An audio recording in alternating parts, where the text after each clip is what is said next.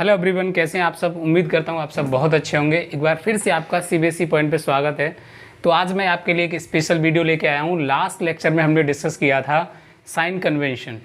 Sign convention में हमने जाना था कि ऑब्जेक्ट डिस्टेंस कॉनकेव में किस तरह से होता है, कॉन्वेक्स में नेगेटिव होता है या पॉजिटिव होता है। इसी तरह से इमेज डिस्टेंस कॉनकेव में नेगेटिव होता है या पॉजिटिव होता है। ठीक है, तो आज मैं आपके लिए जो वीडियो लेके आया हूँ वो बहुत इंपॉर्टेंट होने वाली है। वीडियो का जो टॉपिक होगा वो होगा derivation of concave mirror. Concave mirror पर मिरर फार्मूला को कैसे डिराइव किया जाता है। ठीक है, मिरर फार्मूला कैसे डिराइव किया जाता है वो चीज़ हम यहाँ पर डिस्कस करने वाले हैं। तो चलिए हम स्टार्ट करते हैं। ये मेरे पास एक कॉनकेव मिरर बना हुआ है, ठीक है, और यहाँ पर ये इसका सेंटर ऑफ कर्वेचर मतलब प्रिंसिपल एक्सिस हो गया।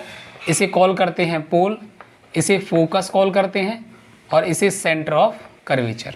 ठीक है, तो इससे पहले मैं आपको एक बात बता दूं कि u जो है आपका ऑब्जेक्ट डिस्टेंस होता है, v आपका इमेज डिस्टेंस होता है, स्मॉल f का फोकल लेंथ होता है और r आपका रेडियस होता है। ठीक है, तो देखिए किस तरह से सपोज दैट के ऑब्जेक्ट जो है वो कहाँ पे रखा है, ऑब्जेक्ट रखा हुआ है यहाँ पर।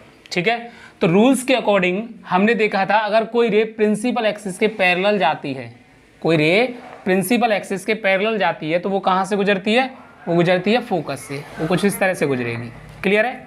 रूल्स के अकॉर्डिंग हमने यही तो जाना था कि अगर कोई ray principal incident ray principal axis के पैरेलल जाती है तो वो कहाँ से गुजरेगी, फोकस से गुजरेगी। ठीक है, और एक रूल हमने पढ़ा था कि अगर कोई सेंटर ऑफ कर्वेचर से जाती है, अगर कोई रे सेंटर ऑफ कर्वेचर से जाती है तो विदाउट डेविएशन, जहाँ पर एंगल का formation, angle of incident, angle of reflection वो जीरो होने वाला है, तो विदाउट डेविएशन की वो अपनी ही पाथ पर वापस चली जाती है। ठीक है, तो देखिए ये ऐसे जाएगी वापस और ये इधर से ऐसे रिफ्लेक्ट होकर आएगी। तो अब देखिए इमेज का फॉर्मेशन कहाँ होना चाहिए, कुछ इस तरह से यहाँ पे होना चाहिए। इमेज फॉर्मेशन यहाँ पे हो गया। ठीक है, तो देखिए इस पॉइंट को मैं नाम दे देता हूँ, इसे नाम दे देता हूँ A, इसे कॉल करता हूँ मैं B, और इस वाले पॉइंट को मैं नाम दे देता हूँ A डैश और इस वाले को नाम दे देता हूँ B डैश। क्लियर है। देखिए आप आगे फर्स्ट ऑफ ऑल हमें इन दोनों ट्राइंगल्स को देखना है कि एक तो ट्राइंगल बेटा ये आपको दिख रहा है ट्राइंगल ABC, ठीक है, और एक ट्राइंगल दिख रहा है हमको ये वाला A डैश B डैश और C। तो in triangle ABC congruent triangle A dash B dash C। अब कहेंगे सर आपने ये कॉन्ग्रेंट कैसे कर दिया। तो देखिए कॉन्ग्रेंट करने के लिए ये आपको 90 का दिख रहा है एंगल, ये भी 90 का एंगल है, तो एक एंगल इक्वल हो गया। दूसरी बात ये देखिए अपोजिट एंगल साइड से, अपोजिट एंगल है तो ये एक दूसरे से इक्वल हो जाएंगे। और एक प्रॉपर्टी अल्टरनेट एंगल के थ्रू बेटा ये वाली लाइंस पैरेलल है तो ये वाला एंगल और इस वाले एंगल के इक्वल होगा। तो इन ट्रायंगल्स को हम क्या कह सकते हैं, कॉन्ग्रेंट कह सकते हैं। ठीक है, तो देखिए जब ये ट्रायंगल कॉन्ग्रेंट होता है उसकी बेटा पैरेलल साइड्स कैसी होती हैं, इक्वल होती हैं। तो देखिए किस तरह से लिख सकते हैं हम, इस वाली साइड को लिखेंगे हम AB अपॉन इस वाली साइड के इक्वल होगी बेटा वो अपॉन A डैश और ये B डैश। ठीक है, अब इस वाली साइड को देखिए equal BC upon B dash C। इसको कॉल करिए आप फर्स्ट इक्वेशन। ठीक है, क्लियर है यहाँ तक, इतना क्लियर हो गया आपको सबको। अब देखिए अब यहाँ पर एक और ट्रायंगल फॉर्मेशन के लिए एक हमने देखा था, एक रूल हमने ये भी पढ़ा था कि कोई भी रे अगर बेटा पोल से होकर गुजरती है तो बेटा वो इस तरह से निकलेगी। इसको थोड़ा कर्व हो गया है, आप इसे सीधा मानिएगा इस तरह से। तो ये भी तो रूल्स पढ़ा था हमने, angle of incident always equals to angle of reflection. तो ये पढ़ा था हमने angle I equal angle R। ठीक है, तो ये वाला जो एंगल है, ये वाला एंगल इस वाले एंगल के इक्वल होगा। थोड़ा बेंड हो गया कोई दिक्कत नहीं, आप इसे समझिएगा इसी तरह से। ठीक है, तो देखिए यहाँ पर आपको एक ट्रायंगल दिख रहा है, देखिए एक ये वाला ट्रायंगल बन रहा है और एक बेटा ये वाला ट्रायंगल बन रहा है। क्लियर है सबको। तो इन दोनों ट्रायंगल को उठाइए, in triangle ABP congruent triangle A dash B dash P। Clear है। अब आप कहेंगे सर ये कॉन्ग्रेंट कैसे हो गया। देखिए ये एंगल तो हमने पढ़ाई है कि angle I equal angle R है, ये वाला एंगल और ये वाला एंगल इसके इक्वल होगा, ये मैंने लिखा है। और देखिए ये 90 का एंगल बन रहा है और ये भी 90 का एंगल बन रहा है। तीसरा एंगल तो अपने आप ऑटोमेटिकली बेटा सेम हो जाता है, इक्वल हो जाता है, क्योंकि एंगल का जो टोटल होता है वो कितना होता है 180 होता है। ठीक है, तो इसकी पैरेलल साइड को लिख सकते हैं हम।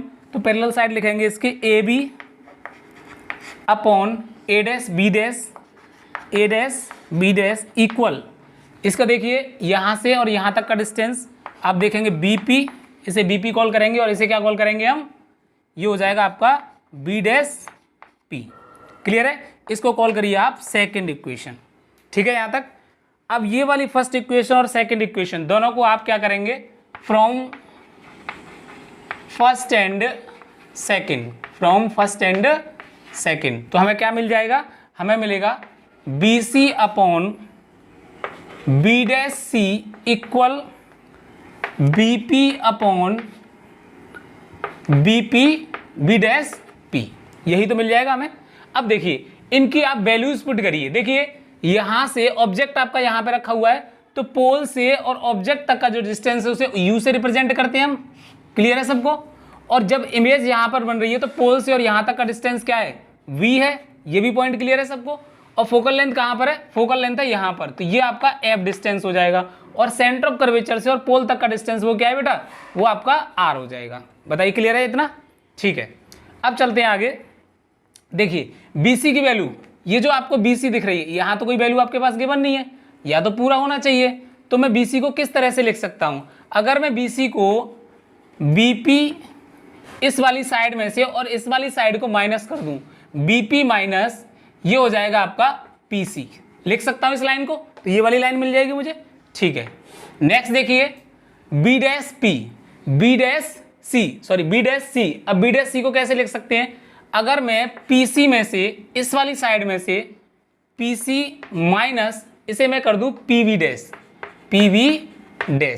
ठीक है, कोई दिक्कत है यहाँ तक। तो देखिए ये किस तरह से होगा, और ये वाली साइड से आपके सामने कॉमन रहेंगी, तो ये BP upon B dash P। Clear है। अब इन वैल्यूज को आप पुट करिए जो अभी मैंने आपको बताया कि कितना कितना डिस्टेंस होगा। देखिए BP की वैल्यू क्या होनी चाहिए, BP की वैल्यू होगी बेटा यहाँ से, देखिए यहाँ से और यहाँ तक, इसको ओब्वियसली PV लिखना चाहिए था, लेकिन कोई दिक्कत नहीं, आपने लिख लिया है तो। लेकिन हम मेजर कहाँ से करेंगे, पोल से ही करेंगे हमेशा। तो ये हो जाएगा, जब पोल से हम इधर की तरफ मूव करते हैं तो माइनस का साइन आता है, तो ये हो जाएगा आपका माइनस U। तो माइनस ऑलरेडी हमारा चल ही रहा है, ब्रैकेट लगाएंगे। अब ब्रैकेट हमने लगाया है क्योंकि साइन का पता नहीं है कि कैसा है, वो पॉजिटिव है या फिर नेगेटिव है। PC देखिए कहाँ पर है, PC आपको यहाँ से और यहाँ तक मिल जाएगा। अब PC की वैल्यू क्या थी, R थी PC की वैल्यू, तो ये हो जाएगा माइनस R। ठीक है, ये वैल्यू क्लियर हो गई। उसके बाद देखिए PC की वैल्यू कितनी दे रखी है, PC की वैल्यू देखो यहाँ से और यहाँ तक, जब ऐसे मूव करेंगे तो माइनस आएगा, तो माइनस R। अब देखिए माइनस साइन चल ही रहा है, माइनस। अब कौन बचा हमारे पास, PV डैश, इसकी वैल्यू कितनी है V, तो ये हो जाएगा आपके पास माइनस V। ठीक है, इक्वल। अब देखिए BP की वैल्यू कितनी दे रखी है आपको, BP की वैल्यू आपकी माइनस U। ठीक है, और देखिए यहाँ से B डैश P की वैल्यू कितनी है, माइनस V, क्योंकि हमें मेजर तो हमेशा पोल से ही करना है, तो नेगेटिव साइन तो आना स्वाभाविक है। ठीक है, अब इनको सॉल्व करिए आप, तो ये हो जाएगा आपका minus U plus R upon minus R plus V equal, ये हो जाएगा आपका, इस माइनस माइनस को साइन को कैंसिल कर देते हैं तो U अपॉन ये हो जाएगा आपका B। ठीक है, यहाँ तक कोई डाउट नहीं है। उसके बाद देखिए अब इनका क्रॉस मल्टीप्लाई कर देते हैं, तो क्रॉस मल्टीप्लाई करेंगे तो V minus U plus R equal U minus R। ये उसके बाद देखिए ये हो जाएगा आपका, U का मल्टीप्लाई इससे करेंगे तो ये हो जाएगा प्लस V। ठीक है, अब इनका मल्टीप्लाई करिए तो minus UV plus VR equal minus UR plus UV। अब यहाँ से आप U वाले टर्म UV वाले टर्म एक साइड में कर लीजिए और UR VR वाले टर्म एक साइड में कर लीजिए। ठीक है, तो अब क्या करते हैं, हम यहाँ से इस वाले को इधर ले जाते हैं, तो ये हो जाएगा आपका VR प्लस, इसको इधर लेके आएंगे तो प्लस का हो जाएगा UR इक्वल UV प्लस ये नेगेटिव है, इधर ले जाएंगे तो UV। ठीक है, यहाँ तक क्लियर है। अब देखिए ये आ गया आपके पास, ये आपको मिल गया V R plus U R equal to U V. ठीक है, आपको क्या मिल गया, टू यू वी। अब देखिए नेक्स्ट, अब आप क्या करेंगे, now dividing U V R on both side, दोनों साइड आप क्या करेंगे, डिवाइड कर दीजिए यू वी आर का। तो आपको मिलेगा बेटा V R upon U V R plus U R upon U V R equal to U V upon U V R. ठीक है, तो देखिए वी आर से वी आर ये कैंसिल हो गया बेटा, कैंसिल हो गया, आपको क्या मिला, वन अपॉन यू प्लस यहाँ पे देखिए यू और यू कैंसिल, ये कैंसिल हो जाएगा तो वन अपॉन वी इक्वल। ठीक है, तो ये देखिए यहाँ से u और v कैंसिल, तो आपको मिला 2 अपॉन आर। आपको क्या मिल गया, 2 अपॉन आर। एक रिलेशन होता है, जब हमने आपको इमेज फॉर्मेशन बताया था, साइन कन्वेंशन बताया था, तो हमने आपको एक रिलेशन बताया था, r इक्वल क्या होता है, 2f होता है। ठीक है, तो r की वैल्यू यहाँ पे पुट करेंगे तो हमें मिल जाएगा 1 upon V plus 1 upon u है यहाँ पे, ये u plus 1 upon V equal 2 upon 2f। इस 2 से 2 कैंसिल करेंगे तो 1 upon v plus 1 upon U equal 1 upon F. आपको जो फॉर्मूला की नीड थी वो आपके पास फॉर्मूला प्रूव हो गया है। ठीक है, तो इस तरह से आप फॉर्मूला को डिराइव कर सकते हैं, मिरर फॉर्मूला को। ये मिरर फॉर्मूला था, एक बार आप और देख लीजिएगा ध्यान से।